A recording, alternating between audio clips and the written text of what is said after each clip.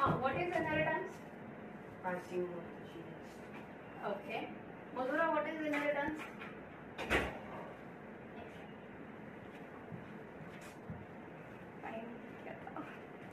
What is inheritance, Madhura? जेव्हा एका generation to दुसऱ्या जनरेशनमध्ये jeans Yes. Okay. So inheritance means simply transmission of characters. Characters get transmitted in next generation, right? So characters get transmitted in next generation. That is called as inheritance. And Sania, तुझे म्हणालीस की नवीन combinations तयार होतात. That is the reason of variation. Okay. So variation means even if characters get transmitted in next generation, we all look different, and these differences are nothing but variations. So what is reason of variation? We have studied in evolution that reasons are variation are basically new combination or recombination which takes place during meiosis, right? Okay. So what is material which is responsible for this inheritance as well as variation? Which is the material present in the same cell or a chemical present in a cell which is responsible for inheritance as well as variation? असं कुठलं particular chemical आहे? Which is the chemical which is responsible for inheritance and variation? काय sale division आहे ना? सगळ्यामध्ये आहे. Genetic material ना. Genetic material आहे तो. Genetic material. DNA. नाही एखादं नाव हाँ, डीऑक्सिराइबोन्यूक्लिक acid, DNA, RNA.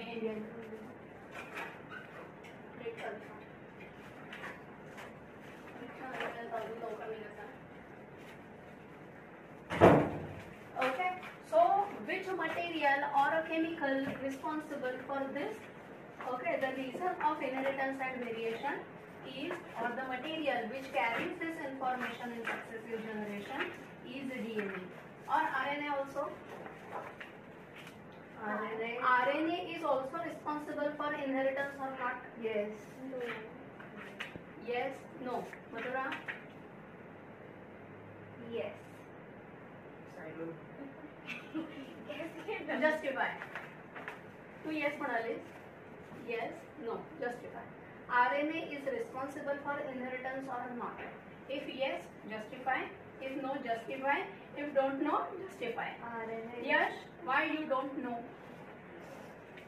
You have studied cell division, you have studied organization of cell, you know organelles present inside the cell. काहीतरी बायोलॉजी 9th 10th आपण केलेली आहे, पण काही आठवायचंच नाही आणि म्हणून आय डोंट नो. बोला. Those who have said yes, justify. RNA is unstable genetic material. It is genetic material in which organism? पण एकदम व्हायरसेस मध्ये असतात, सो मला वाटतं की त्यामुळे ते असू शकते. ओके, तुझं असं म्हणणं आहे की बिकॉज ऑफ छोट्या ऑर्गॅनिझम पासून छोटे म्हणजे ऑर्गॅनिझम, व्हायरसेस बोलायचं. व्हायरसेस ऑर्गॅनिझम एकदम मायन्यूट असतात. Semi organisms.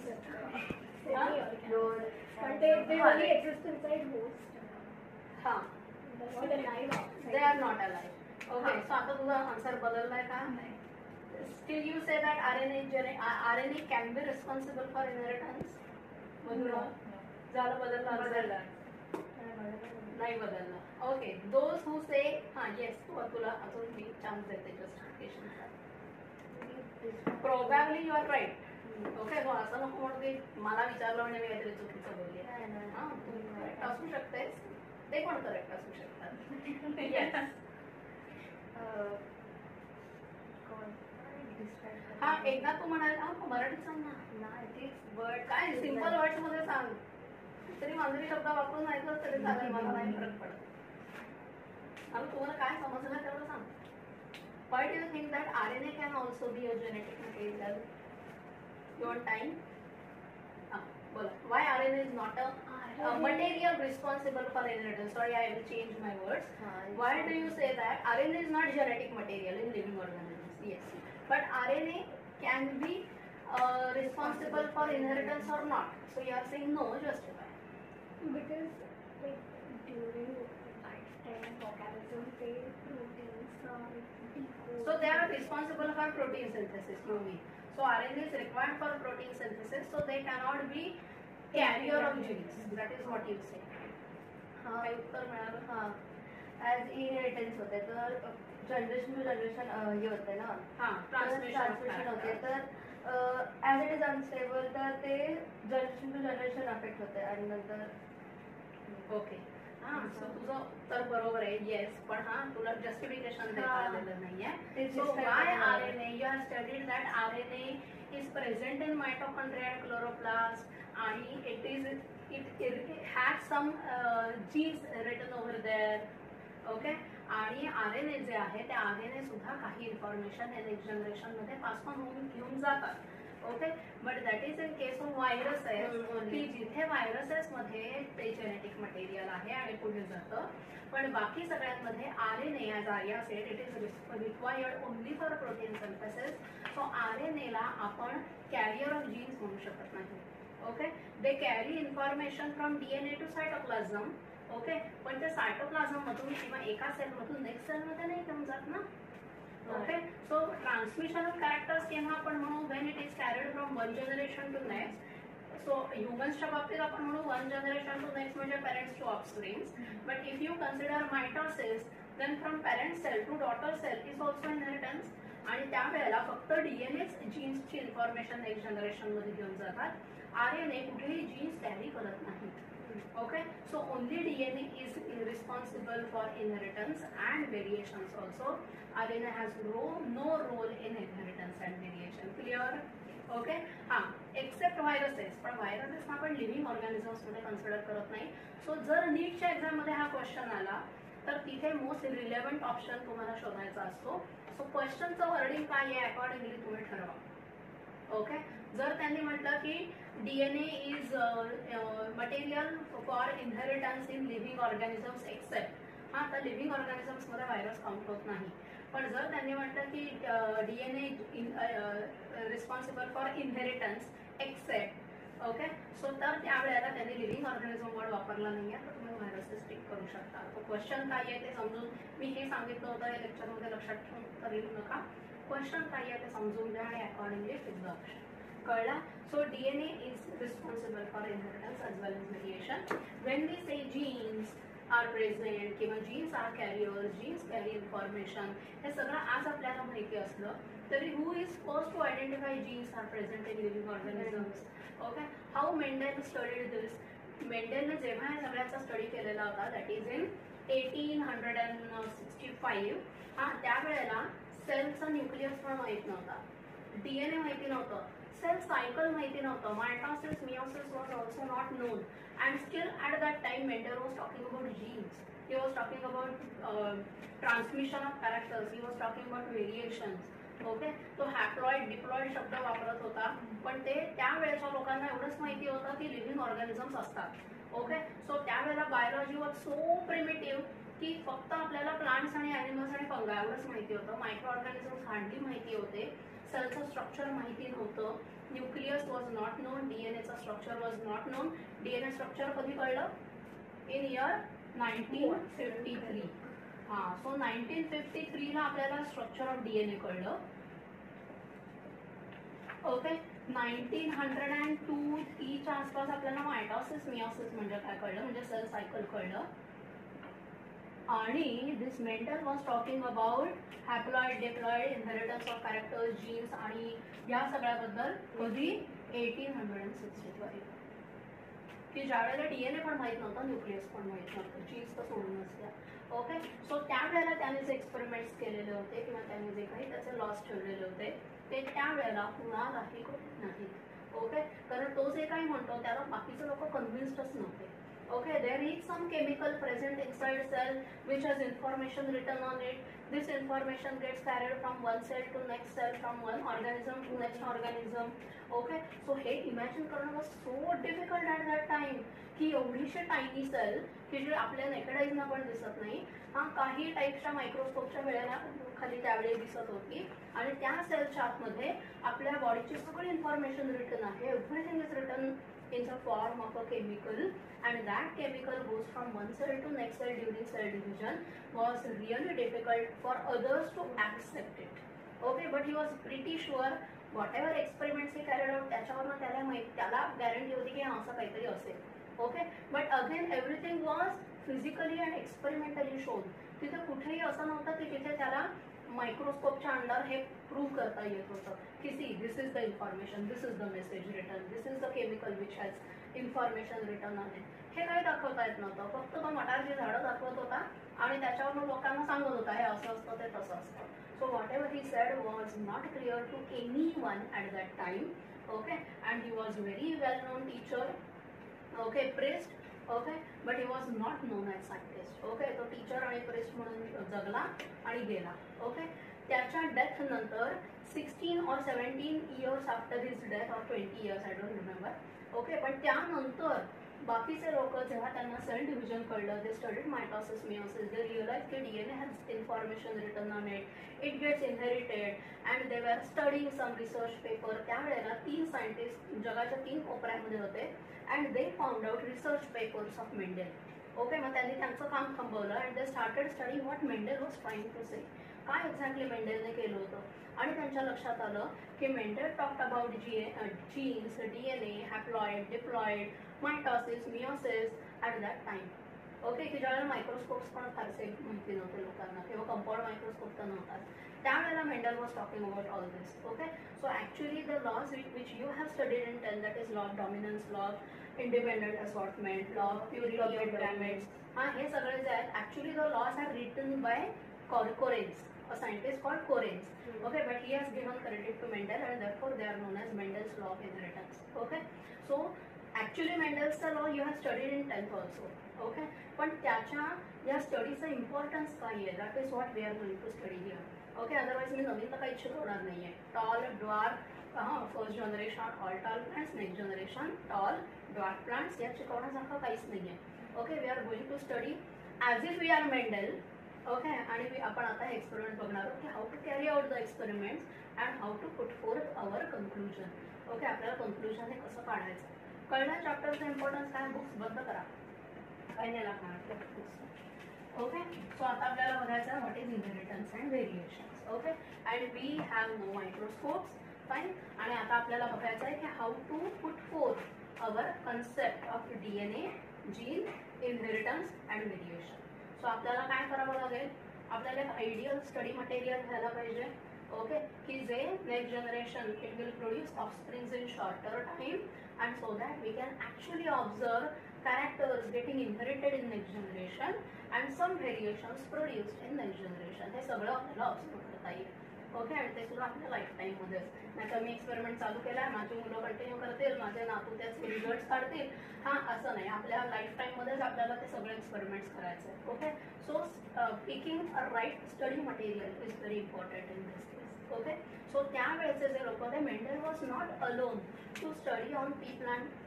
ओके, त्याला एकट्याला सुचलं का मटारची शेती करावी, आणि नाही काही मिळालं तर मटारचे समोसे म्हणून विकून टाकूया. He was not alone to think like that. Okay, so others might have studied on the same thought process.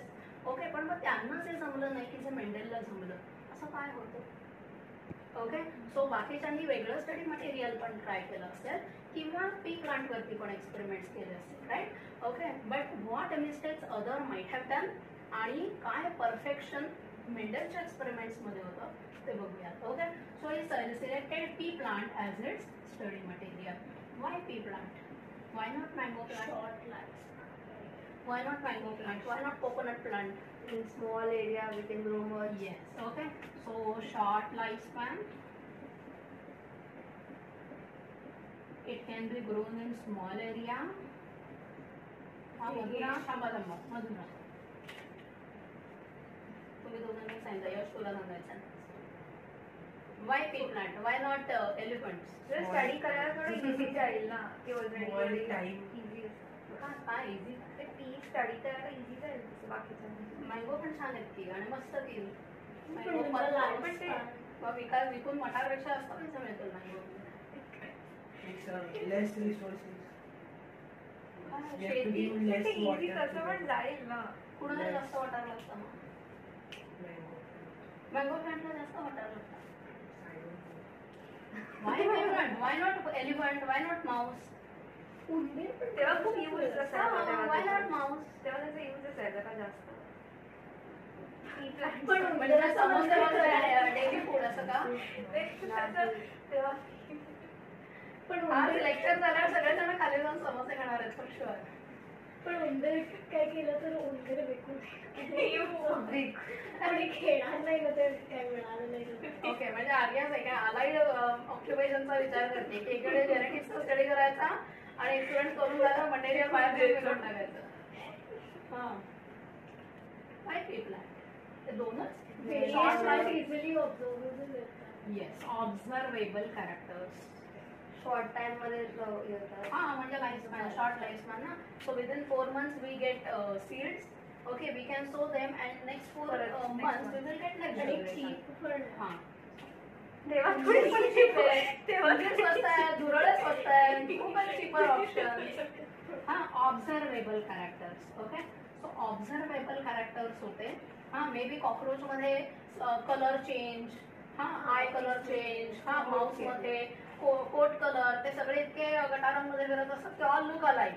Okay, त्यामुळे जे ऑब्झर्व करायला मे बी कोट कलर हे एकच कॅरेक्टर असेल किंवा आय कलर, अजून काय कॅरेक्टर्स असणार आहेत. ओके, एलिफंट्समध्ये तर इतका शॉर्टेज ब्रीडर आहे की 10 जनरेशन मेंटेनचे लागले असते त्या 10 एलिफंट्सना, 5 एलिफंट्सना ज्यांच्या जनरेशन स्टडी करायला. ओके, सो आपल्याला शॉर्ट लाईफ स्पॅन पाहिजे. ओके, ऑब्झर्वेबल कॅरेक्टर्स पाहिजे, स्मॉल एरियामध्ये ग्रो करता आले पाहिजेत, म्हणजेच ॲनिमल्स कॅनॉट बी काय म्हणूयात आपण reared in a small area. Okay, cage करून त्यांना एवढ्याशा प्लॉटमध्ये त्यांना ठेवता येणार नाही. एक्सपेरिमेंट केलेले ॲनिमल्स नेक्स्ट डे पळून पण जातील. ओके, सो तुम्ही कंट्रोल कसं करणार? ओके, सो प्लांट तुम्ही जे काही केलं ते एका जागी आहे, राईट. पण ॲनिमल्सना तुम्हाला कंट्रोल करून एका जागी ठेवणं इज डिफिकल्ट. ठीक आहे. Observable contrasting characters. Okay, so जे काही कॅरेक्टर्स त्याने कन्सिडर केलं होतं त्याच्यामध्ये कॉन्ट्रास्टिंग ट्रेट्स होत्या. What are contrasting traits? म्हणजे कोणते कोणते होते त्या मध्ये? Either tall or dwarf, there is nothing intermediate. Okay, either violet flower or white flowers, nothing intermediate. Okay, काय शेपल त्यामध्ये नव्हतं का? त्यावेळी नव्हता. ओके, सो त्याने हे ऑब्झर्व केलं की अरे याला एकतर पर्पल फ्लॉवर्स मिळत आहे, हां, व्हायलेट फ्लॉवर्स मिळत आहेत किंवा व्हाईट मिळत आहेत, nothing intermediate, no shades of white or no shades of violet. Okay, म्हणजे व्हाईट थोडंसं ब्लू टिंटवालं वगैरे असं काही मिळत नव्हतं. Okay, so contrasting characters was major advantage. Okay, nothing intermediate, either tall plant or dwarf plant, nothing intermediate.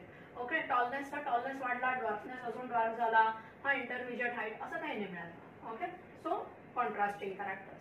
Next, it's pollination or let's say crossing of किंवा आपण म्हणूयात गॅमेट्स कॅन बी कंट्रोल्ड. म्हणजे काय? म्हणजे आपण डिसाईड करू शकतो की हे प्लांट आता समजा टॉल आणि ड्वार्फचं करायचं असेल तर करू शकतो, टॉल आणि ड्वार्फचं करू शकतो. कसं का? कारण दे आर म्हणजे तुला काय म्हणायचं आहे? फ्लॉवर्स आर युनिसेक्शुअल का flowers are bisexual in pea plant? Pea प्लांटमध्ये फ्लॉवर्स आर बायसेक्शुअल. हां, तरी सुद्धा आपल्याला त्याला crossing of gametes how can be control? Still it can be controlled because flowers are large enough where we can remove anthers and convert a bisexual flower to a unisexual female flower. Okay, so जरी त्याने P plant घेतलं तरी सगळे काही characters त्याच्या फेवरमध्ये ready नव्हते की तू फक्त एक्सपेरिमेंट कर, everything is ready to you, असं नव्हतं. Actually flowers are naturally bisexual and self pollinating. पण त्याने ते फ्लॉवर्स तरीही सिलेक्ट केले कारण त्याच्या लक्षात आलं flowers are not a small inconspicuous where you cannot identify androecium and gynoecium and you cannot carry out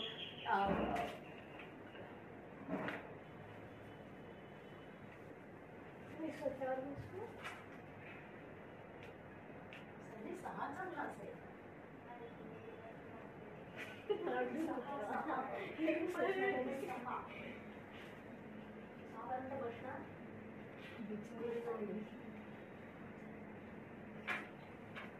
माझ्याकडे तर सहाच्या matching मध्ये. मी त्या दिवशी येऊन Okay, so flowers are bisexual and naturally self-pollinating. Okay, but we can carry out crossing over by selecting a male and female flower and by removing anthers of bisexual flower so that it can become a female flower. Okay, so त्याचं काहीतरी त्याच्यामध्ये creativity किंवा डोकं सुद्धा वापरलेलं होतं, पण naturally ते बायसेक्शुअल होतं. ओके, पण at least this emasculation can be carried out in flower where large enough. Okay, जर त्या तुलसीच्या झाडासारखे छोटे छोटे फ्लावर्स असतील तर it is impossible to carry out emasculation and all, right. Okay, so हे त्याला पॉसिबल होतं. अजून काय ॲडव्हान्टेज होता? Large number of seeds. Okay, large number of seeds, large number of flowers. Imagine one pea plant can produce how many flowers? Let's say 10 flowers. Okay, actually more than 10, but पण म्हणूया 10 flowers. Okay, so 10 flowers if undergo pollination and fertilization and produce a pod, how many seeds are there in single pod? मटारच्या शेंगा सोलल्यात ना जरी तुम्ही 5-6. At times there are more than 10 also. Sometimes there is one also. But on an average, let's say 7 to 8 seeds per pod. Okay, so 10 flowers say 10 pods तयार झाले आणि प्रत्येकामध्ये 8 seeds असतील तर एका प्लांट मधून किती seeds मिळतात? 80 seeds. Okay, but he will not carry out experiment on a single plant. So at least 10 plants he will consider. So 100 flowers, 800 seeds. So next generation you are getting 800 F1 generation plant. Okay, so statistical analysis साठी he was getting large number of F1 individuals. Okay, आणि त्याचे जे काही experiments आहेत किंवा जे काही results आहेत they are applicable to large population and not a small population. याला म्हणतात population genetics.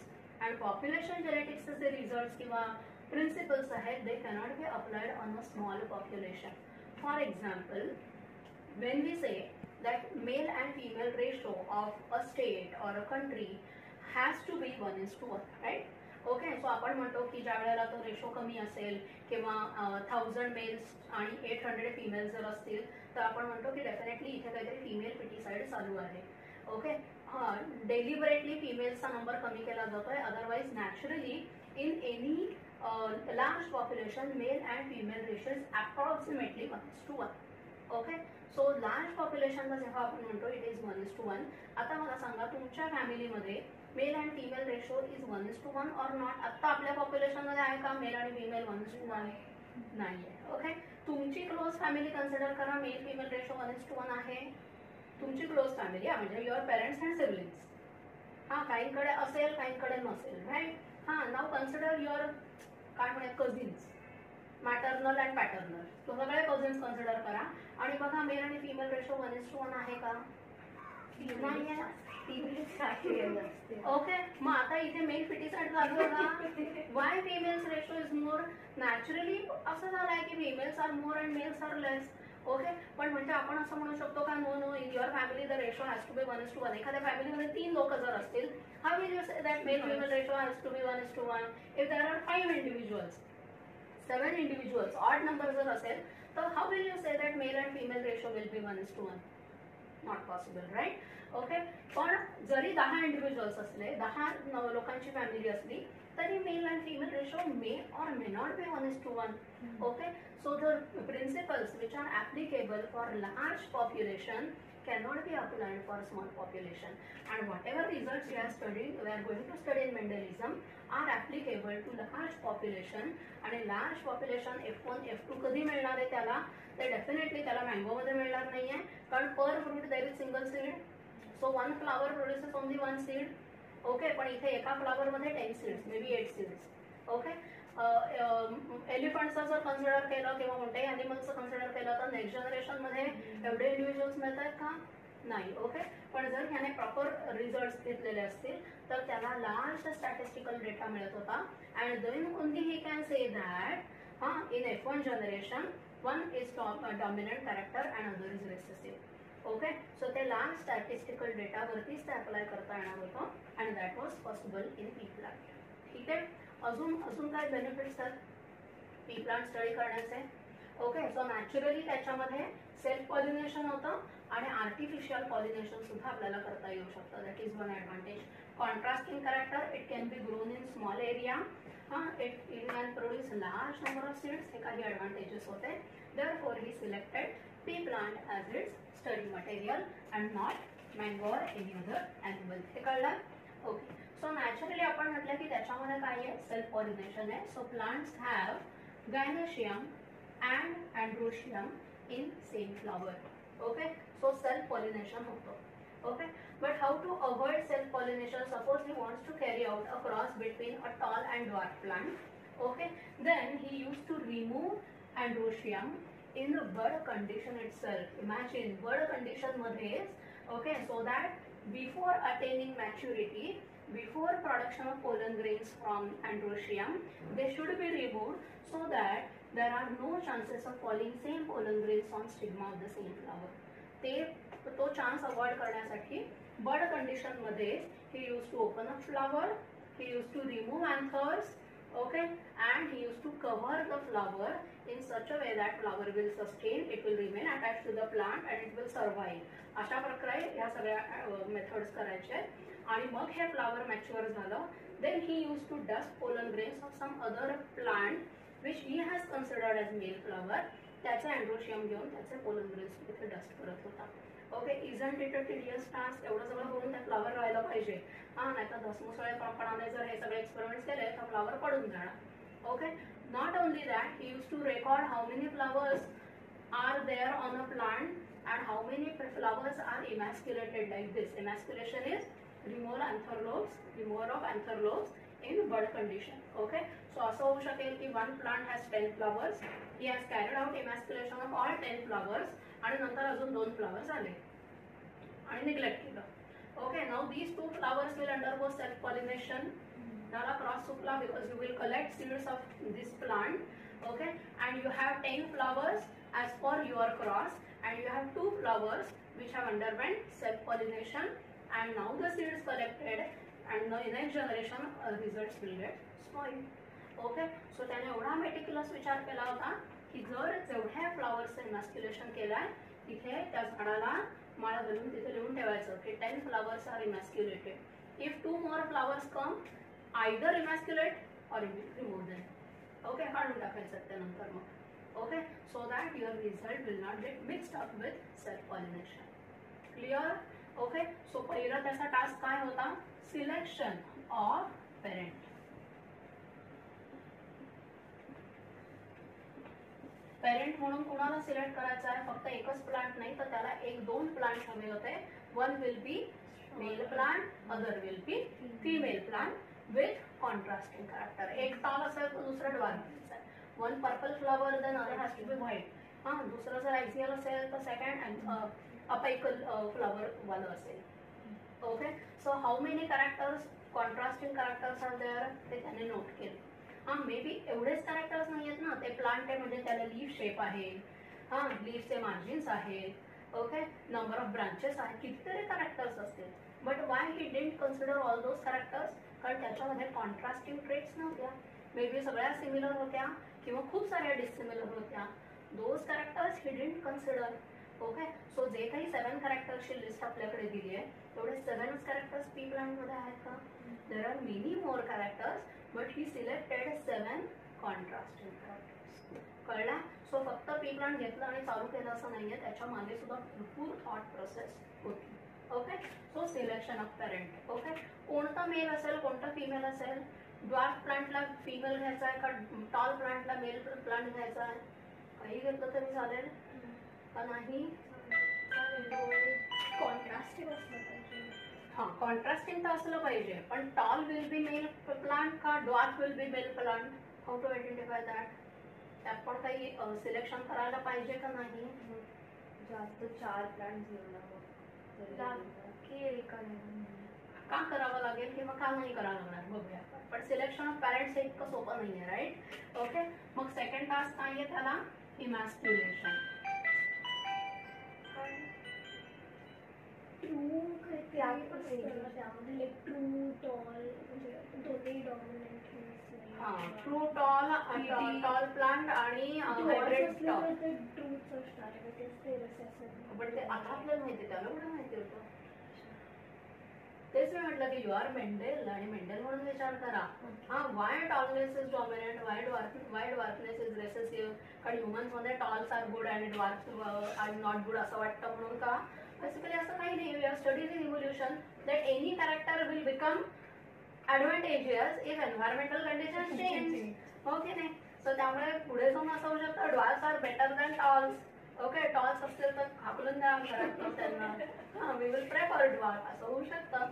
Okay, so Y tallness is dominant and why not dwarfness? As a mental he was not non, he was not knowing. Okay, so त्याला select करायचं होतं की एक पूर्ण tall पाहिजे आणि ड्वार्फ पाहिजे. And as Arya said, the tall plant has to be pure tall and not hybrid tall. म्हणजे त्याला आधीपासून हे माहिती असणार कुठेतरी की प्युअरने प्युअर कॅरेक्टर्स असायला पाहिजे. So you had to raise pure lines. What is pure? म्हणजे टॉलचे दोन्ही हे करायचं. प्युअर लाईन्स रेज करायच्या म्हणजे काय? Suppose he has a tall plant. He allowed this tall plant to undergo self-pollination for 3-4 successive generations. Okay, हे tall plant जे आहे ना ते ऑब्झर्व केलं, सीड्स कलेक्ट केल्या, सो केल्या. All plants are tall. He collected seeds, sowed them again, all tall plants. Every time he was getting all tall plants, so he confirmed that this is pure tall. Okay, दुसरा tall plant त्याच्याकडे होता. He allowed it to undergo self pollination.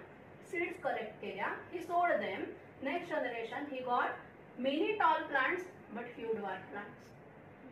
Okay, that means this is not pure tall. He collected all those seeds of tall plant, sowed them. Again he got few tall plants, few dwarf plants. Okay, so जिथे कुठेतरी dwarf plants मिळत होते, it is not pure. That is how he called it. This is not pure tall. आणि जिथे successive generations were producing only tall plants, he called them as pure tall. Clear? आणि same for dwarf, कारण आपण म्हटलं की he was not knowing की dwarfness is recessive. So he allowed dwarf plants to undergo self-pollination for successive generation, and every time he was getting dwarf plant, so he was sure की चला dwarfness चा काही problem नाही आहे, tallness मध्येच काहीतरी गडबड होऊ शकते. Okay, but he raise pure lines. Okay, so selection of parents, emasculation, raising pure lines. Okay, एवढं सगळं केल्यानंतर so for 3 to 4 generation this plant is producing tall plants only.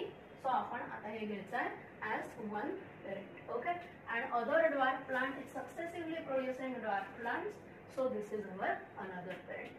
Okay, so आधी pure lines raise करायचे, मग selection of parents, then carry out emasculation. Okay, then emasculations. अरे okay okay, मी म्हणून म्हटलं की आपल्याला वाटतं की मेंडल म्हणजे काय टीटी. ओके, पण हे एवढं सोपं नाही आहे TT. Okay, as a Mendel जेव्हा तुम्ही विचार करा तेव्हा गोव्याला बरे होतो ना.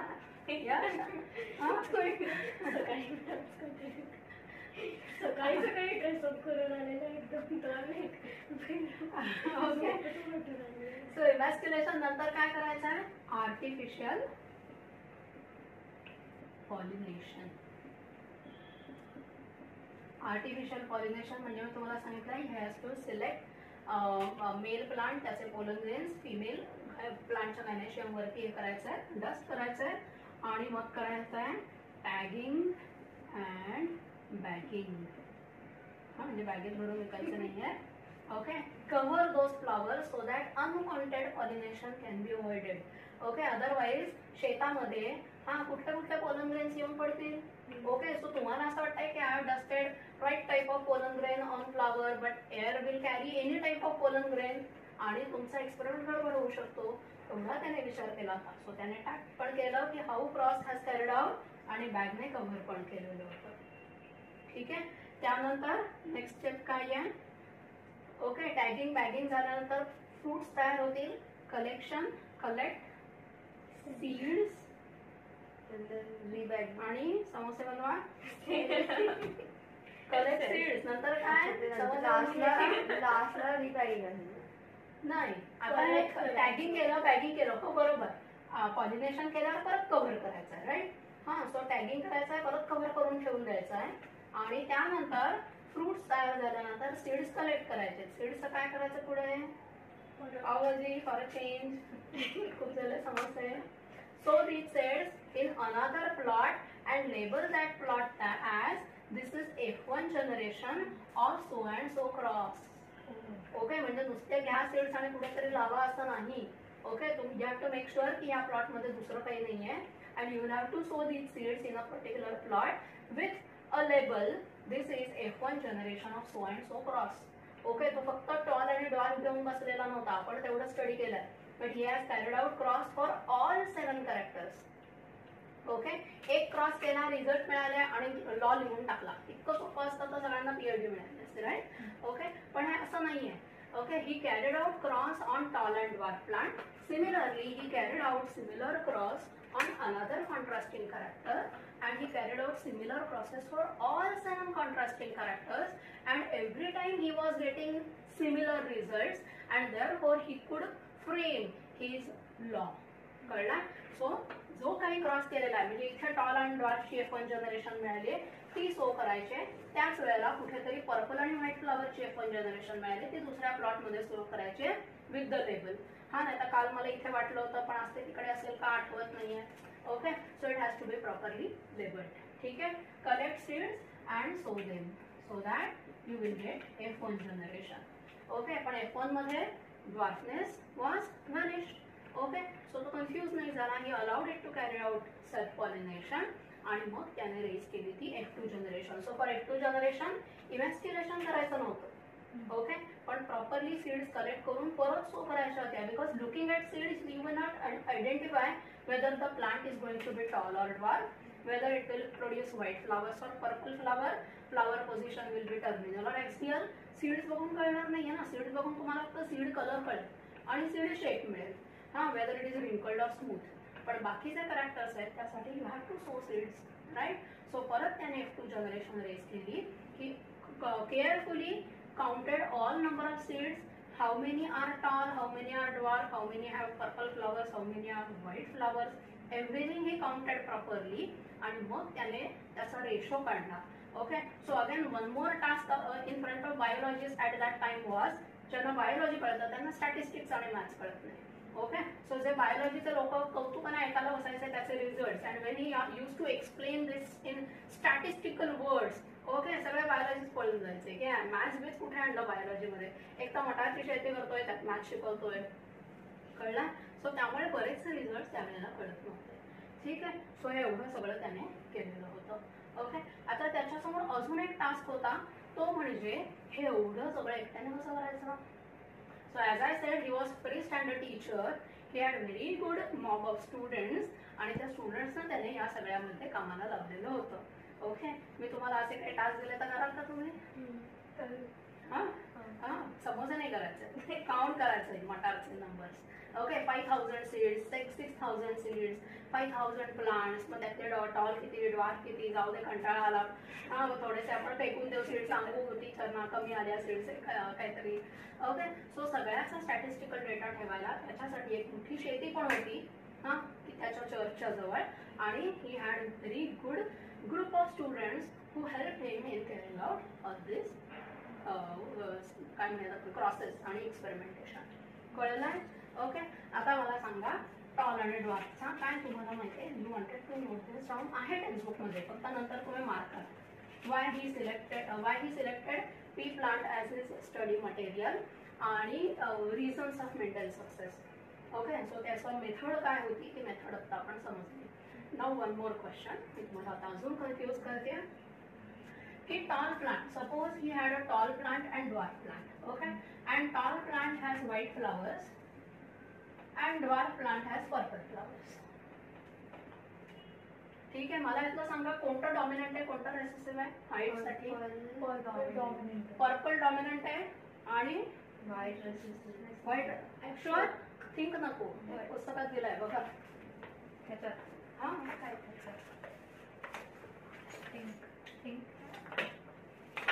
Purple is dominant over white आणि tallness is dominant over dwarfness. Okay, so आता त्याने एक प्लांट घेतलाय, is a tall plant with white flowers dwarf plant with purple flowers.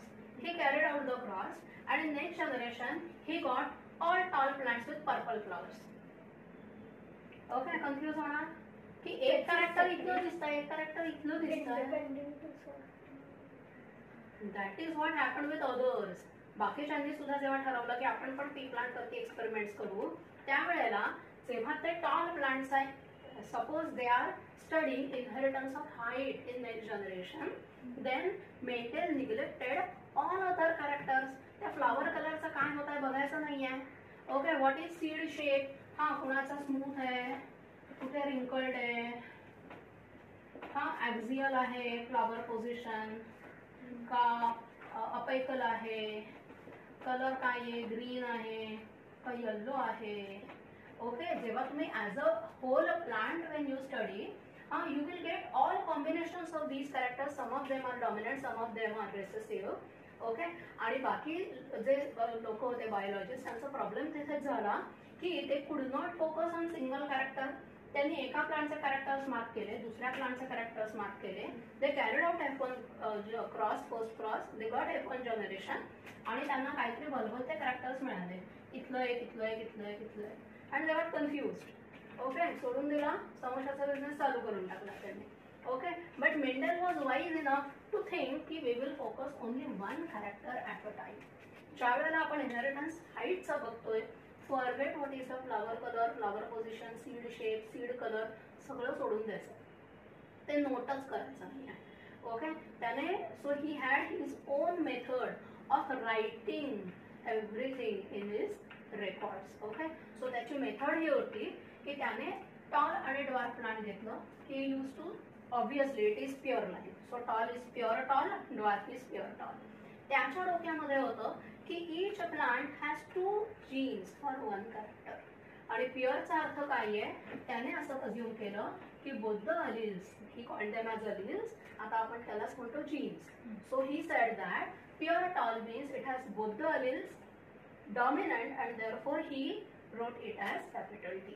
ही पण त्याचीच मेथड आहे. ओके, हे आपल्याला नाही शिकवलेलं, ही त्याची मेथड आहे की dominant character will be represented by capital A's and recessive character will be represented in small case. Okay, so dwarf plant being a pure dwarf, it is small t, small t. Okay, so Y2T, Y2T हा बाकीच्या सगळ्यांना doubt होता, कारण no one was convinced की एकतर सेलमध्ये information return आहे, एवढीशी sale, information is written and that too in 2 copies, अजूनच कॉम्प्लिकेटेड झालं ना. ओके, सो बाकीच्यांना हे कन्व्हिन्स व्हायला अवघड होतं, पण ही वॉज प्रिटी शुअर की काहीतरी सेलमध्ये आहे की जे 2 पार्टिकल्स आहेत, each particle carries a message. If both the messages are same, it is pure. If one message is for tallness and other is for dwarfness, that means it is hybrid tall. Okay, so he devised this method. So त्याने हे काय ह्याला म्हटलं, त्याने phenotype. Phenotype means what, observable form. आपल्या डोळ्यांना जे दिसत आहे त्याला म्हणायचं फिनोटाइप, आणि त्याच्यामध्ये अलिल्स काय असणार आहेत त्याला त्याने नाव दिलं जिनोटाइप. आता इमॅस्क्युलेशन कोणत्या प्लांटचं करायचं का दोन्ही प्लांटचं करायचं आहे? दुसऱ्याचं का नाही करायचं? त्याला गायनेशियम नाही, का नाही काढू शकत? So why to remove only anther lobes, why not gynoecium?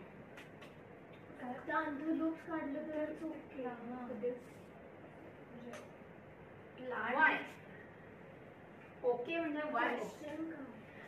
He carried out emasculation, that means he removed anther lobes of one flower. So ज्या फ्लावरला त्याने मेल कन्सिडर केलाय त्याचं गायनेशियम पण काढले का? नाही, नॉट रेकॉर्डेड. का? कारण ज्याला फिमेल कन्सिडर करतोय त्याचे आन्सर काढायला लागतील, कारण त्याचं पॉलिनेशन होईल. तिथे पण होईल ना सेल्फ पॉलिनेशन. दुसऱ्या फ्लावरला डिस्कार्ड करायचं, ज्याचे पॉलन ग्रेन्स घेतोय ते फ्लावर डिस्कार्ड करायचं, आणि ज्याचं गायनेशियम डिस्कार्ड करायची गरज नाहीये, ते काउंटच करणार नाहीयेत ना आपण. आवर F1 इज व्हॉट, हे पॉलन ग्रेन्स याच्यावर पडले, याच्या सीड्स इज आवर F1. त्या झाडाचे जे काही मटारचे सीड्स येतील समोसे बनवायला वापरा. That is not our F1 generation. Correct Arya. Okay, so discard करा म्हणजे डोंट कन्सिडर ते. आर्याला म्हणायचं आहे की ते जे आहेत, ते जे प्लांट्स आहेत, they will also undergo self pollination किंवा हवेतनं काय pollen grains येतील, whatever pollination will occur there, but that is not going to be our F1 generation. हे female gametes, these are male gametes, this is F1 generation, these seeds are going to produce our F1 generation. So दुसऱ्या प्लांटचा gynoecium काढून त्याच्यामध्ये काहीतरी करण्याची गरज नाही. May be he must have done it in initial experiments, but then he realise की this is not required, this we are not going to consider as F1 generation. Okay, so ते आपल्याला समस्या बनवायला वापरता येतील. This will be our F1 generation. ठीक आहे, आणि देअरफोर ही कन्सिडर्ड कोणतं आपलं फिमेल प्लांट आहे ते पण त्याने कन्सिडर केलं. ओके, सो पेरेंट्समध्ये suppose this is male plant and this is female plant, ते पण त्याने नोट करून ठेवलं. ठीक आहे. Now how gametes are produce, now we know that during meiosis out of 2 pairs of chromosome, 1 chromosome goes in gamete and therefore gametes are haploid. But at that time no one was knowing it, but he was convinced की gametes ज्या वेळेला तयार होतात त्यावेळेला out of 2 alleles only 1 allele goes in one gamete. Okay, but here both the alleles are same, so all gametes will carry only capital T, and here whatever number of gametes are produced, all will carry small t. कळलं ह्या सगळ्या मागचं डोकं काय ते. Okay, then he allowed these pollen grains to fall on stigma. allowed म्हणजे he actually artificially collected these pollen grains या stigma वरती टाकले आणि त्याला मिळाली F1 generation. So obviously seeds मिळाल्या, त्या सीड्स शेतात लावल्या, झाडं मिळाली, and then he realise that all plants are tall. Then why plants are tall? Okay, मग त्याच्या लक्षात आलं की when this capital T small t comes together, capital T is dominant, therefore all plants are tall, but small t is also there. Okay, so here small t गायब नाही झालेला, and therefore he allowed these plants to undergo self pollination, and in next generation he got tall plants and dwarf plants also.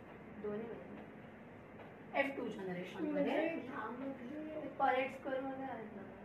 Correct. जेव्हा आपण ते heterozygous प्लांटला self pollination करतो, हां, तेव्हा heterozygous म्हणजे हायब्रिड म्हणायचं आहे तुला. हे हायब्रिड प्लांट.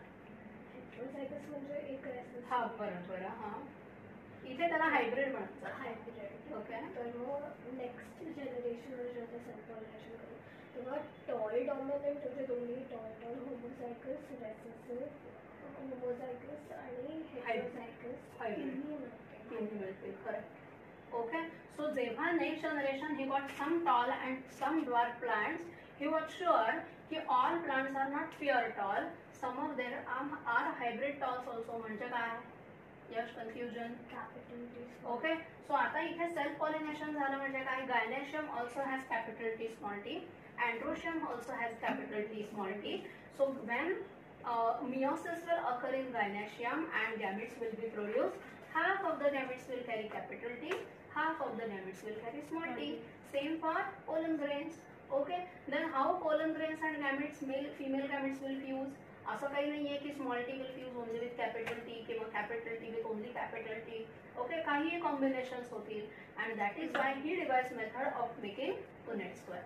ओके, सो त्या पुनेट स्क्वेअर मध्ये 25, 50 असे chances. Male plants and female plants. Why this sign is male and why this is female? हे माहिती आहे ना तुम्हाला?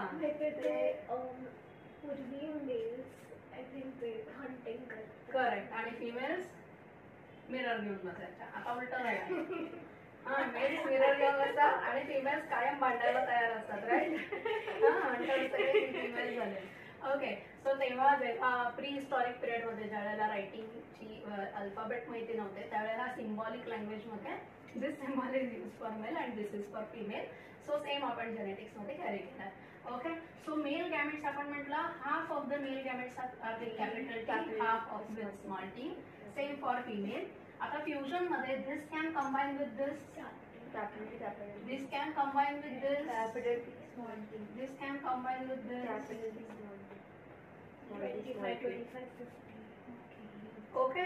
सो आता त्यांनी लिहिलं की this is phenotype is tall but plant is pure tall. Phenotype is tall but plant is hybrid tall. This is hybrid tall. This is pure pure dwarf. So dwarfness हा कायमच प्युअर असणार आहे because small T is recessive. Okay. So हे फक्त एक experiment करून नाही, carried out similar cross many times. Okay. आता इथे असं असू शकतं की ही ऑब्झर्व पोलन ग्रेन्स आणि ovules and he realise that ovules are large in size as compared to pollen grains, right? Pollen grains appear like dust. Only minute distant pollen grains and ovules are comparatively large. Okay, so maybe असं झालं का की हे जे आहेत pollen grains हा त्यांचं size लहान होती आणि मेलची फिमेल गॅमेटची साईज मोठी होती, असं काही झालं का? So next time he carried out similar cross, reciprocal cross. Reciprocal cross म्हणजे या क्रॉस मध्ये ज्याला मेल आणि फिमेल घेतलाय, similar cross he will carried out but with opposite characters. Okay.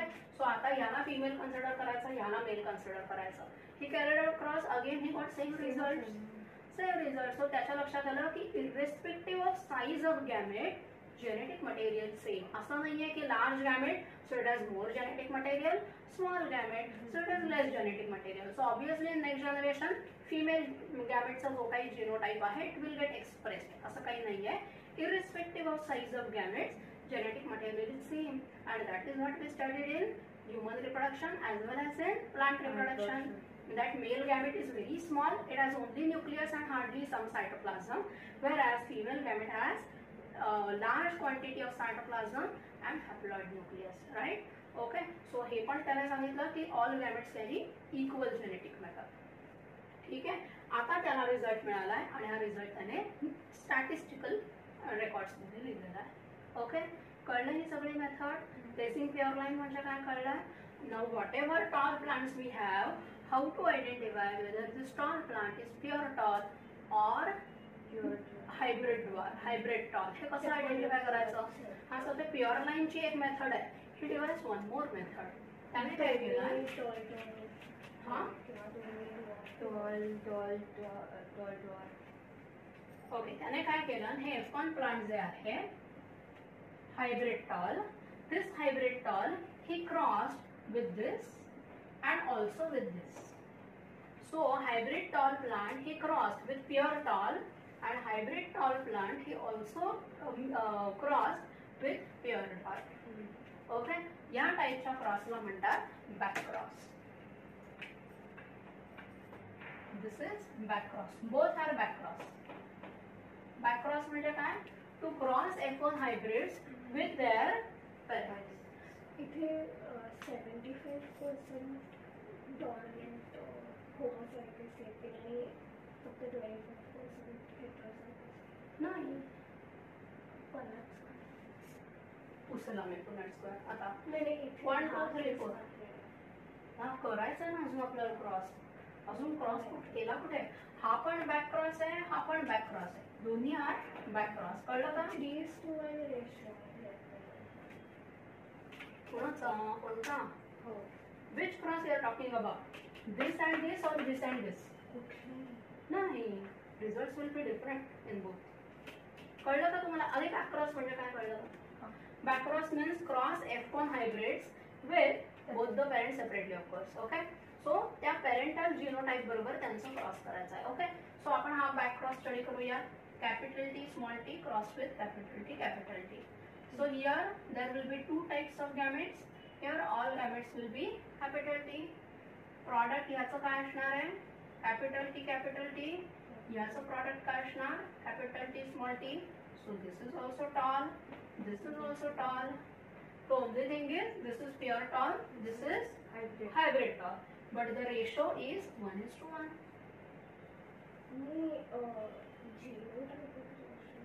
तरी 1:1 आहे ना. जेवढे तुला कॅपिटल टी मिळत आहे तेवढेच कॅपिटल टी स्मॉल टी मिळणार आहे. जर का फॉरमॅट स्क्वेअर ड्रॉ केला तर 3 ठिकाणी कॅपिटल टी येते. पुनेट स्क्वेअर ड्रॉ करू आपण.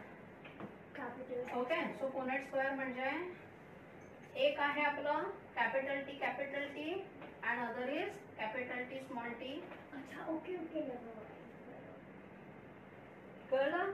सो पुनेट स्क्वेअर ड्रॉ केला तरी तुला सेमच मिळतं. So you are getting capital T and capital T small T in 1:1 ratio.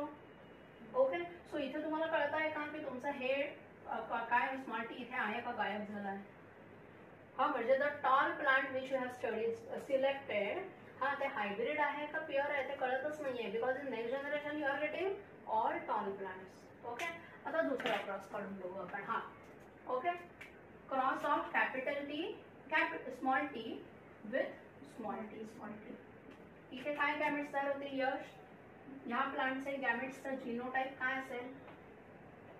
T capital small T. Okay, half of the gametes will carry capital T, half of the gametes will carry small t, and here all gametes are with small t. Okay, so you are getting double plants and dwarf plants in 1:1 ratio. म्हणजे दोन्ही tall आले तर it is pure tall. नाही tall आले तर म्हणजे pure दोन्ही capital T आले. आणि फिनोटाइप मध्ये जर का टॉल आले तर इट इज प्युअर टॉल, आणि जर का टॉल आणि ड्वॉर्फ दोन्ही आले ऑफस्प्रिंग नाही. आपलं प्लांट जे आहे ना, हे प्लांट हेच आहे. This is not you are crossing. आपलं प्लांट हे आहे, but we cross this with tall parent. So आपल्याला नेक्स्ट जनरेशन मध्ये मिळाले all tall plants. goal is to determine whether parents are recessive for pure or not. नाही, raising pure लाईन्सला तुला successive self pollination करून 2-3 generation raise करावं लागणार आहे. नाही, ही मेथड याची आहे की suppose you are given a tall plant and you want to identify whether this is pure tall or hybrid tall. Okay, so pure tall असेल तर टॉल बरोबर क्रॉस केलं you will get all tall plants. But if you cross this plant with dwarf plant, हे जर pure tall असलं असतं तर next generation you will get all tall plants. But being a hybrid tall plant, in next generation you are getting half dwarf plants. Are you getting it? Okay. So तुम्हाला कोणताही tall plant जर दिलं, okay, तुम्हाला म्हणजे भेंडेंना, okay. So any tall plant, if he crosses with a tall parent, then त्याला काही कळत नाहीये whether it is pure tall or hybrid tall.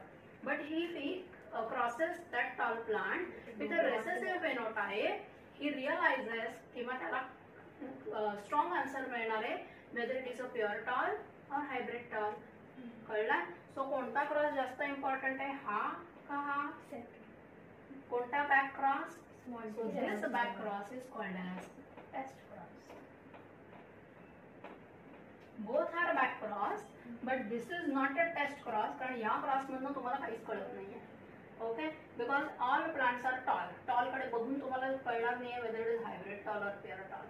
Okay, but when you are crossing this plant with a recessive phenotype, तुम्हाला strongly कळणार आहे. If all plants are tall, that means this tall plant is pure tall. If half of the plants are tall and half are dwarf, you will realize that it is a hybrid tall plant. Therefore, this is called as a test cross. This is one more method devised by Mendel. Okay, so एवढं सगळं केल्यानंतर त्याला कळलं की when there are two alleles out of a pair of allele, one is dominant, other is recessive. Okay, पण हे आता सगळीकडे ट्रू आहे का? नाही. One is dominant and other is recessive. Sometimes in a allelic pair, one is co-dominant and other is also co-dominant. Means both are equally dominant. Dominant आणि recessive म्हणजे काय, क्लिअर आहे का? Okay, co-dominant म्हणजे काय? It kind of accepts recessive also. Suppose there are two friends. One wants to go for a long drive, Yash, and other wants to watch a movie. There are two friends. Okay, दोन्ही friends आहेत. Huh? One wants to watch a movie and other wants to go on a long drive. Okay, जो dominant असेल तो काय म्हणणार, मी म्हणतोय तेच करायचं. Long drive म्हणजे long drive जायचं. Okay, आणि जो recessive आहे तो म्हणणार ठीक आहे मला तर मूवी बघायचा होता, आपण आता ठीक आहे काय मी बोलणार, हां जावं लागेल लॉंग ड्राईव्हला. Okay, that means one is dominant other is recessive.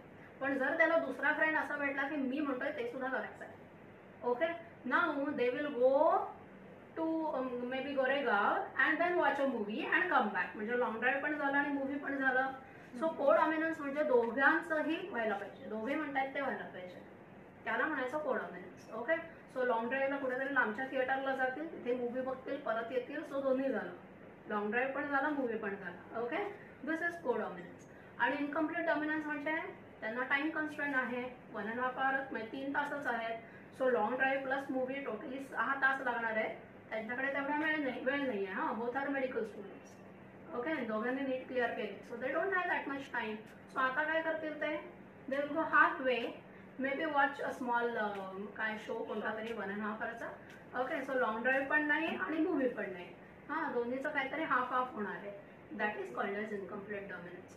So codominance मध्ये both the characters are observed in F1 generation आणि इनकम्प्लीट डॉमिनन्स मध्ये दोघांचं कॉम्बिनेशन, दोघांचं mixture will be observed next generation. Yes. म्हणजे सपोजली एका प्लांटमध्ये ते रेड फ्लावर्स आहेत, जे डॉमिनंट आहेत आणि व्हाईट फ्लावर्स आहेत ते रेसेसिव्ह आहेत. तर मग इफ यू आर सेइंग कोडॉमिनन्स, नाही, तू डॉमिनंट रेसेसिव्ह म्हणालीस ना. म्हणजे तू आत्ता जे एक्झाम्पल दिलं हां. त्याच्या ह्याला ठीक आहे. तर मग तसं असेल तर मग जर का कोडॉमिनंट एक कुठला तरी असेल तर मग तो फ्लावर कोडॉमिनंट एक नसतो, कोडॉमिनंट दोन्ही असणार आहेत. ओके, दोन्ही कोडॉमिनंट असतील. हां. तर मग the flower will be white आणि रेड. पण जर का सेकंड एक्झाम्पल इनकम्प्लीट असेल तर ते पिंक होईल. Correct. Now you understood. Okay. So codominance असेल तर ते म्हणणार आम्हाला पिंक शेड नकोय. हां, कारण रेडवाला म्हणणार it is too more towards red आणि व्हाईटवाला म्हणणार माझं सगळं गेलंच. राईट. ओके. सो काही जीन्समध्ये असं आहे ना, वी कॅनॉट डिसाईड किंवा प्लांट कॅनॉट डिसाईड की रेड कलर आहे का व्हाईट कलर आहे. Again evolution will at there. हां, there will be selection of काय म्हणूयात कॅरेक्टर्स वगैरे ते सगळं होणार आहे. ओके. पण जेव्हा कोडॉमिनन्स असतं त्यावेळेला red petals with white patches किंवा म्हणा white petals with red patches, so both the colours will be seen. Okay. आणि इनकम्प्लीट डॉमिनन्स असतो त्यावेळेला दोघांचे प्रोटीन्सचं मिक्सिंग होणार आहे आणि पिंक फ्लावर्स. कम्प्लीट डॉमिनन्स मध्ये पण दोन्ही codominant incompletely dominant express incompletely dominant असतात. So both are incompletely dominant. Okay. पण इनकम्प्लीट डॉमिनन्स मध्ये रेड कलरने त्याचा काय त्याच्यावरची रिटर्न इन्फॉर्मेशन सोडून दिली का, व्हाईटने त्याच्यावरची इन्फॉर्मेशन सोडून दिली का. असं असू शकेल ना की both have change their information and both have adopted pink flower. तुझंही नाही माझंही नाही, चला आजपासून आपण पिंक फ्लॉवर जनरेट करायचे. Okay, so in that case all successive generations should produce pink flowers, but it is observed that when pink flowers undergo self pollination, in next generation we are again getting red flowers, pink flowers and white flowers. So redness has not given up its message, white flowers have not gone. Okay, their messages remain, but in incomplete dominance when both the alleles come together their products get mixed but information remains separate. कसं ते सांगू दाखवू का तुम्हाला, कळलं. Okay. So next generation मध्ये whenever capital R come together we will get red flowers. wherever there is capital R small r we are getting pink flowers and wherever there is small r we will get white flowers. Okay. So मेंडेलने जे सांगितलं होतं की कोडॉमिनन्स when a given allelic pair there is one allele which is dominant and other is recessive, it is not universal. You are not getting same results in all organisms in a given pair of allelic pair, so it is not a universal law. Okay. मग तरी का मेंडेलला आपण credit देतो, कारण मेंडेलने जे observe केलं होतं त्याच्यामध्ये डेफिनेटली डॉमिनेट आणि recessive. So even it today if you carry out same experiments on pea plant you will get one dominate one recessive. Okay. त्यामुळे त्याने जे काही स्टडी केलेले होते प्रोसेस त्याच्यामध्ये definitely one is dominate other is recessive, पण सगळ्या ऑर्गॅनिझम्समध्ये असंच होतं असं नाही. ओके. सेकंड थिंग त्याने असं म्हटलं होतं की there is 2 alleles for 1 character. Okay. So pea प्लांटसाठी ते आहे की for 1 character there are 2 alleles, but when we consider entire population of that particular species then there can be more than 2 alleles also. म्हणजे आपण last time blood ग्रुपचं example घेतलं होतं. Okay. आणि ब्लड ग्रुपच्या एक्झाम्पलमध्ये आपण म्हटलं होतं की प्रत्येकाचा ब्लड ग्रुप किती आहे, कोणता आहे, आणि अकॉर्डिंगली आपण हे केलं होतं. सो तेव्हा आपण म्हटलं की every one among us has 2 alleles for blood group. Okay. So प्रत्येकाकडे IA, IB किंवा स्मॉल आय या 3 पैकी कोणतेही 2 आहेत. But when we consider entire human population there are 3 alleles for blood group and not 2. Okay. पण मेंडेलच्या एक्झाम्पलमध्ये टॉलनेससाठी there were only 2 alleles, either capital T and small T. Okay. त्याच्यामध्ये ग्रीक टी वगैरे असं काही वेगळ्या वेगळ्या अजून व्हरायटी नव्हती. Okay. So for Mendel's study, what ever material he has taken, there were only 2 alleles for a character, but sometimes there can be more than 2 alleles in entire population. Okay. हां, पण ह्या सगळ्या alleles पैकी कोणतेही 2 allele organism मध्ये असतात. So organism doesn't have more than 2 allele, otherwise it will be abnormal. It will be chromosomal abnormality, right? One entire chromosome is extra, आणि त्या केसमध्ये 3 alleles होऊ शकतात. पण normally every organism has 2 alleles. So मेंडेलचं ते म्हणणं करेक्ट होतं की all organisms are diploid, gametes are haploid. So first law is not universal agreed. Okay. Now let's understand about second law. Second law काय आहे? Purity of gametes. That means gametes carry only one allele out of a given allelic pair. Yes. Now tell me, is it pure or not? This law is universal or not? Yes. Do you have any exceptions where gametes are carrying more than one allele for a particular character? Huh? But they need to be haploid, so त्यासाठी एकच allele out of. हां, पण gametes नेहमी हॅप्लॉइडच असतात का काही वेळेला diploid पण असतात? Gamete म्हणजे obviously haploid. Gametes are always haploid. So gametes हे कायम मिओसिसने तयार झालेले असतात.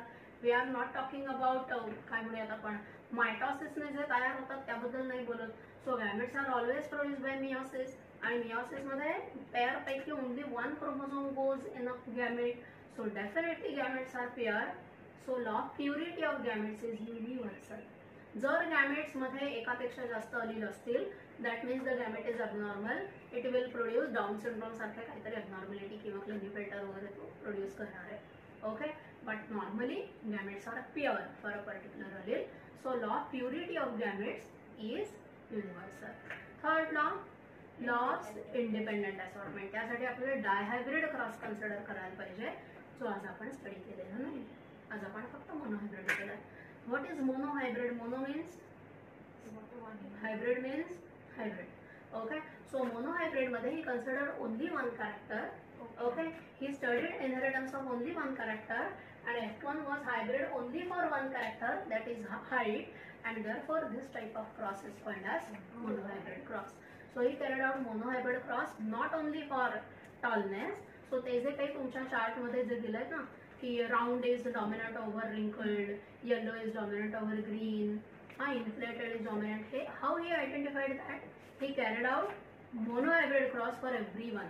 सो प्रत्येकासाठी ही रेस प्युअर लाईन. हां, for every he race pure line. For every character he selected parent. He carried out emasculation, tagging, bagging, artificial cross, again bagging, collect F1 seeds, sow them, observe them, allow them to undergo self-pollination, collect F2. एवढं सगळं करून ही concluded की inflated pod is dominant over constricted, green pod is dominant over yellow. Okay. पण yellow seed is dominant over green. असं कसं? हां, yellow pod is recessive. Okay. but yellow seed color is dominant. Okay. आणि हां, आता आपल्याकडे yellow seeds का नाही मिळत? हां, घरी जे मटार आणतात त्याच्यामध्ये येल्लो कलरचे मटार का मिळत? हां, तुम्हाला चालतील का येल्लो कलरच्या मटारचे समोसे? हां, सो आपल्याकडे बेसिकली ते प्रेफर केले जातात ग्रीनवाले. म्हणजेच आपल्याकडे जे काही व्हरायटी आहे त्याच्यामध्ये तो येल्लोवाला नाहीच आली, कारण ग्रीन इज रेसेसिव्ह ना. स्पीशीज नाही. म्हणजे हां, तुम्हाला मी ब्लड ग्रुपच्या वेळेला सांगितलं होतं 45% individuals in human population are carrying O blood group. Okay. So O blood group is product of recessive genes. Then how can 45% individuals are carrying recessive genes? So when we consider a gene pool, in a gene pool, major chunk, major alleles आहेत ना ते small आयच आहेत, आणि उरलेले alleles capital I म्हणजे IA आणि IB. So although they are dominant in entire population, somehow small आयचा number जास्त आहे आणि कॅपिटल आय म्हणजे IA आणि IBचा नंबर कमी आहे. ओके, पण actually 2 minute actually recessive Aleel is produced by mutation in a dominant gene. Evolution मध्ये डॉमिनंट अलील जो असतो त्याच्यात काहीतरी म्युटेशन होतं आणि रेसेसिव्ह जीन तयार होतो. तसं जर असेल तर ह्युमन पॉप्युलेशन मध्ये स्मॉल आय एवढा जास्त आणि IA IBचं प्रपोर्शन कमी कसं काय आहे बरं? आणि जिथे IA small I come together blood group is A, wherever IB small I come together blood group is B.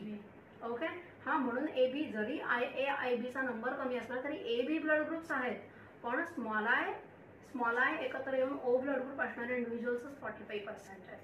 May be असं असेल का की म्हणजे आता ते ब्लड ग्रुपचं एक्झाम्पल घेतलं की त्यासाठी एक अँटीजन असतात ब्लडच्या ब्लड सेलवर, सो त्यासाठी मे बी बॉडीला किंवा त्या ऑर्गॅनिझमला जास्त वर्क करायला लागतो त्या अँटीजन बनवायला. पण ते डॉमिनंट होतं ना. नाही, पण असं नाही होत ना की त्याच्याकडे IA आलं आणि आता तो म्हणाला जाम बोर होत आहे, जाऊ दे मी नाही बनवणार अँटीजन, असं नाही होत. Okay, if it has information for IA it has to produce antigen. असं कधीच नाही होत की जीन्स वरती आहे IE पण RBCs म्हणजे त्याला एनर्जी कमी लागते म्हणून. पण नाही ना, तसं नाही झालं. म्हणजे असं म्हणायचं आहे का की स्मॉल O ब्लड ग्रुप वाल्यांना ऍडव्हान्टेज असेल जगण्याचा, काहीतरी ऍडव्हान्टेज मिळाला असेल. ऍक्च्युअली तसंच झालं असेल. In the process of evolution कधीतरी अशी काहीतरी कॅलॅमिटी आली असेल की O ब्लड ग्रुप वाले सर्व्हाइव्ह झाले आणि A आणि B आणि AB वाले कमी झाले आणि म्हणून in a resultant population now small I is more आणि IA IB is small. Natural selection somehow somewhere in natural selection O blood group is preferred over A आणि B आणि AB and that is why in a resultant population O blood group वाल्या इंडिव्हिज्युअल्सचा number जास्त आहे आणि A आणि B आणि AB चा खूपच कमी. ओके, पण ऍक्च्युअली ते जर म्युटेशनचं प्रॉडक्ट असेल आणि ते जर रेसेसिव्ह असेल तर रेसेसिव्हचा नंबर कमी असायला हवा होता. तसंच एक्झॅक्टली आपल्याकडे जे मटार आपण आणले त्याच्यामध्ये येल्लोवाले विकलेच जात नाही आहेत, ग्रीनवाले विकले जात आहेत. मग त्या लोकांनी म्हटलं जाऊ दे येल्लो नकोच आपण सीड स्टो करायला, आपण ग्रीनवाल्याच करू. ते येल्लो असतात ते. ओके, सो कधीतरी तुम्हाला चुकून 5 किलो जर मटार आणला तर 2-4 येल्लो सीड्स मिळतील, कारण तू मटार जोलायलाच बसले नाही कधी. हा, ज्यांनी बघितलेलं नाहीये त्या not have their mothers. Yes, बघितलंय का येल्लो सीड्स वाले? हा, पुढच्या आता यावेळेच्या सीझन मध्ये मी सांगणार आहे 5 किलो मटार आणले. ओके, जोपर्यंत येल्लो सीड्स तुम्हाला मिळत नाही तोपर्यंत मटार आणून चालत बसा. कळलंय? सो डेफिनेटली येल्लो सीड्स आपल्या इथे पण मिळतात, but we don't prefer them. हा, रगडा पॅटीस खायला जात ना, तिला रगडा काय असतो? येल्लो सीड्सचाच असतो ना. मला तुम्हाला ग्रीन रगडा दिला तर खाल. हा, म्हणजे समोशामध्ये ग्रीन मटार पाहिजे पण रगड्यामध्ये येल्लो मटार पाहिजे. नाही करतात, मोठे असतात थोडे मोठे होतात. खाली उतरायचं आणि समोर पाणीपुरी खायची, समोरच्या केल्यावर पुढे जायचं आणि समोसा खायचा. आणि त्या दोन्हीचे रंग बघा, काय वापरलाय, कोणता मटार वापरलाय. हा, आजचा होमवर्क आहे. पाणीपुरी पण खायची आणि हे पण खायचं, samosa. Okay, so definitely yellow seeds असतात, पण आपल्याला जो मार्केटमध्ये हिरवा वाटाणा मिळतो, तुम्ही हिरवा वाटाणा घालायला जाता ना जेव्हा घ्यायला जाता, सो ते तुम्हाला ग्रीन वाले पॉड्स विकतात, येल्लो वाले ते ठेवतात, त्याचे वाटाणे बनवतात आणि ते रगडा पॅटीस वाल्याला विकतात. असतात येल्लो सीड्स असतात. ठीक आहे, सो मोनोहायब्रिड क्रॉस कळलाय? ओके, सो मेंडेलने जेवढं TT जे केलं होतं ते it was not that easy जेवढं आपल्याला वाटतंय. ओके, आणि त्याच्या वेळेला बाकीचे जे लोक होते they also carried out similar crosses, पण ते त्यांचे जे क्रॉसेस होते त्या क्रॉसेसमध्ये considered many characters at a time and got confused. Okay, पण मेंडेलने स्ट्रिक्टली वन कॅरेक्टर, त्याचा इनहेरिटन्स, स्टॅटिस्टिकल रेकॉर्ड